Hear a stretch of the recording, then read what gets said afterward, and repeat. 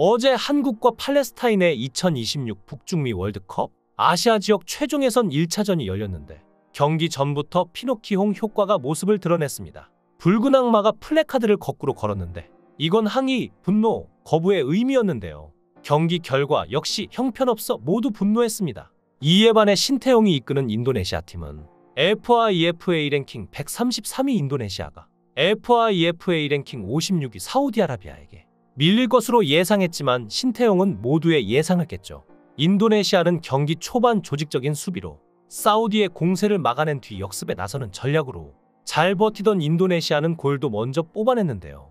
신태용 감독은 적재적소에 체력이 떨어진 선수들을 교체하며 팀의 에너지 레벨을 유지시켰고 벤치에서 끊임없이 선수들과 소통하며 수비 라인을 조율한 덕분에 결국 인도네시아는 사우디아라비아의 공세를 견디며 귀중한 무승부를 거둘 수 있었습니다. 이러한 신태용의 모습은 홍명보의 모습과 180도 달랐는데 홍명보는 서울 월드컵 경기장에서 펼쳐진 팔레스타인과의 승부에서 빈공 끝에 무승부를 냈는데요.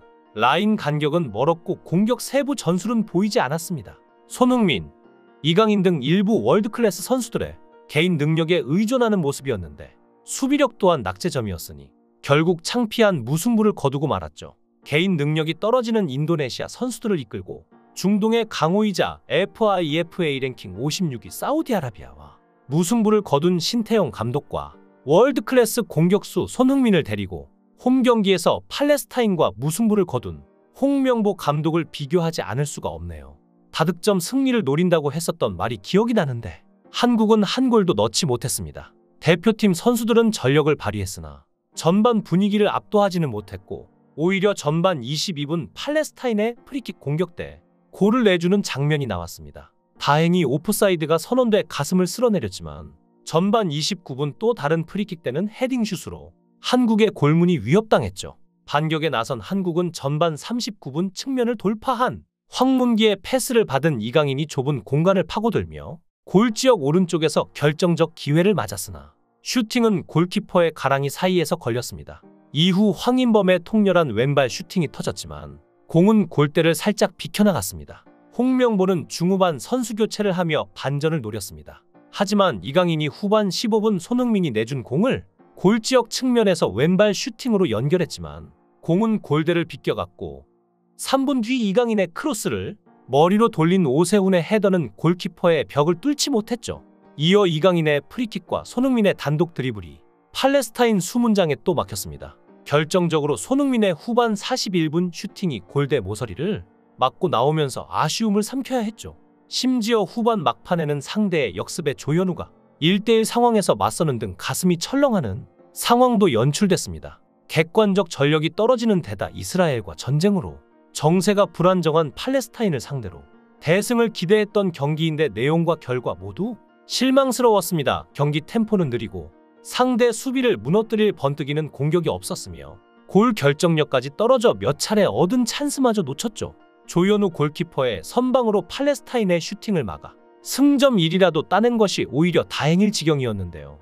무엇보다 이스라엘과 전쟁 중인 팔레스타인은 이날 선발로 나선 선수 11명 중 6명이 무소속이었습니다. 유럽에서 뛰는 스타들을 앞세우고도 소속팀이 없는 선수들이 주축이 된 팀과 비등하게 싸운 것인데요.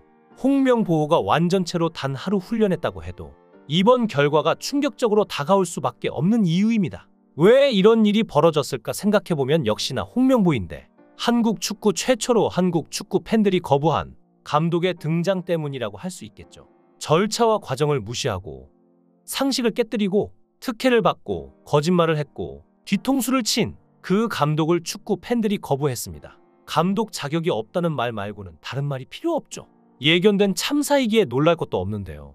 한국 축구의 주인은 한국 축구 팬들인데 주인이 거부한 감독을 그들만의 축구협회가 그들만의 감독을 선임했으니 모두 함께 힘을 낼 수 없는 구조인 것입니다. 축구 팬들의 지지가 없다면 어떤 팀도 힘을 낼 수 없는 걸 피노키홍 효과가 다시 한번 입증했습니다. 홈팀 축구 팬들의 야유가 경기력에 어떤 영향을 미치는지도 확인할 수 있었는데요. 사실 피노키홍 효과의 가장 큰 피해자는 열심히 경기를 뛴 태극전사들입니다. 축구 팬들은 선수들에게 야유를 한 게 아닌 홍명보에게 야유를 보낸 것이지만 경기장에서 뛰는 선수들도 다 들어야 했고 야유 속에서 경기를 치러야 하는 건 선수들이었기에 경기력에 영향이 미치지 않을 수 없겠죠. 이게 김민재는 관객들과 대치하기도 했는데요. 경기가 끝난 뒤에 김민재가 골대 뒤쪽에 있는 관중석으로 팬들과 설전을 벌이는 모습이 중계 화면에 포착된 것입니다. 이후 김민재는 공동 취재구역에서 취재진을 만나 준비한 게 잘 나오지 않아서 결과도 가져오지 못한 것 같다고 경기 소감을 전했습니다. 팬들과의 충돌 상황에 대해서도 설명했는데 김민재는 심각하게 생각하시는 것 같은데 선수들을 응원해 줬으면 좋겠다고 했다. 제 SNS에 찾아와서도 이야기를 하시는 분들도 있는데 우리가 시작부터 못한 건 아니다. 못하기를 바라는 것 같아서 아쉬웠고 그런 부분을 말씀드렸다. 생각하기 나름인데 전혀 심각한 분위기는 아니었다. 고 말했습니다. 김민재는 이어 분위기가 안 좋은 가운데 응원을 해주셔서 감사하다. 관중을 찾아간 건 전혀 공격적인 의도가 없었다. 경기를 잘했어야 하는데 그러지 못해서 죄송스럽고 다음 경기 꼭 잘해서 이기겠다. 고 말을 끝냈는데요. 실제로 김민재는 일부 팬들이 커뮤니티에 공개한 영상에 따르면 선수들 응원해주세요. 부탁드릴게요. 라고 이야기를 한 것이었죠. 경기 후 손흥민은 축구 팬들의 야유에 대한 질문을 받았는데 쓴웃음을 지으며 이렇게 말했습니다. 내가 대변할 수 있는 입장은 아니다. 받아들이기 어려운 상황인 것은 알 것이고 팬들 기대치가 있고 생각하는 게 있을 거라고 생각한다. 주어진 환경 속에서 감독이 원하는 축구를 하는 게 선수들의 몫이다. 결정이 난 일이고 가야 할 길이 먼 상황 속에서 진심 어린 응원과 염치 없지만 응원과 성원이 선수들이 한 발 더 뛸 수 있는 원동력이다. 다시 한번 염치 없지만 주장으로서 받아들여주고 많은 응원과 사랑 부탁한다. 라는 말을 했는데요.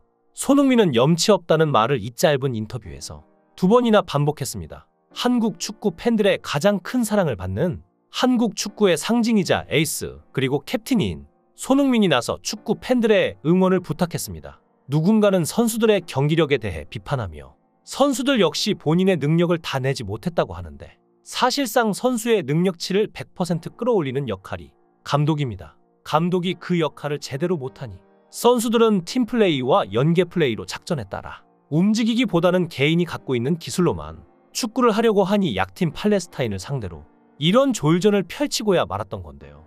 주장을 포함해 선수들은 어떤 잘못도 하지 않았습니다. 그들은 축구 팬들의 응원을 받을 자격이 있는데도 사죄를 하는 듯 응원을 호소하는 죄인이 된 꼴이죠. 선수와 팬들의 사이를 갈라놓는 감독. 야유 속으로 선수들을 내몬 감독은 바로 홍명보입니다.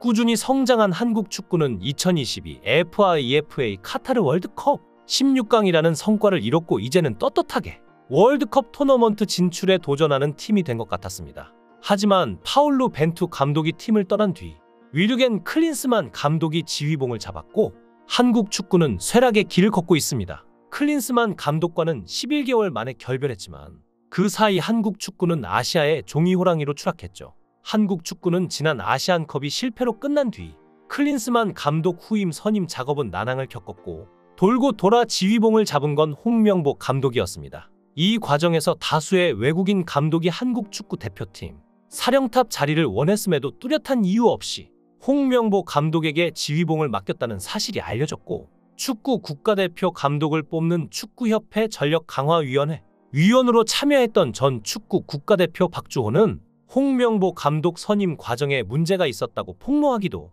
했는데 이후 이영표, 박지성, 이동국, 이천수 등 홍명보 감독과 함께 선수 생활을 했던 축구계 인사들도 공개 비판에 나서며 홍명보 선임 절차에 대한 논란이 커졌습니다. 결국 홍명보는 절차가 불공정하다는 지탄을 2달 내내 받았고 이날 경기에서도 홍 감독을 향해 거센 야유가 쏟아졌는데 모든 상황을 차치해도 팔레스타인은 이겨야 하는 상대였고 이번 경기는 승리해야만 하는 일전이었습니다.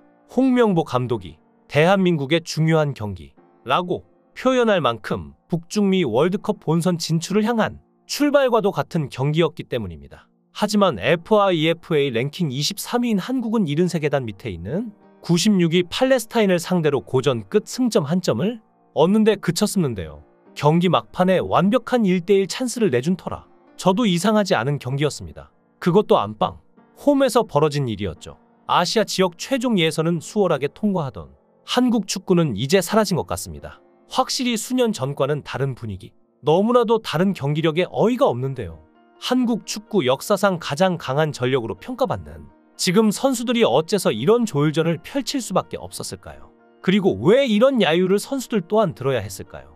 이른바 황금세대라고 불리는 현재 대표팀을 이끌고 확고한 축구 철학과 전략, 전술 없이 클린스만 체제와 차이를 보여주지 못한다면 선임 과정 논란으로 인한 비판 여론은 더욱 거세질 것이며 많은 축구 팬들이 원하는 건 홍명보의 감독직 사퇴가 아닐까요? 정당한 절차로 감독을 선임했으면 관객들도 경기 중 홍명보가 나올 때마다 야유하는 일 없이 한마음 한뜻으로 응원을 했을 것이고 선수들 역시 그 응원 속에서 지금보다는 좋은 마음과 컨디션으로 경기에 이겼을지도 모릅니다. 지금의 결과에 대해 누군가 책임져야 한다면 축구협회와 홍명보가 책임을 져야겠죠. 한국 축구의 앞날이 더욱 어두워지는 것 같습니다. 여러분의 생각은 어떠신가요? 댓글로 여러분의 생각을 달아주시면 감사하겠습니다. 구독과 좋아요 부탁드립니다. 강산TV였습니다.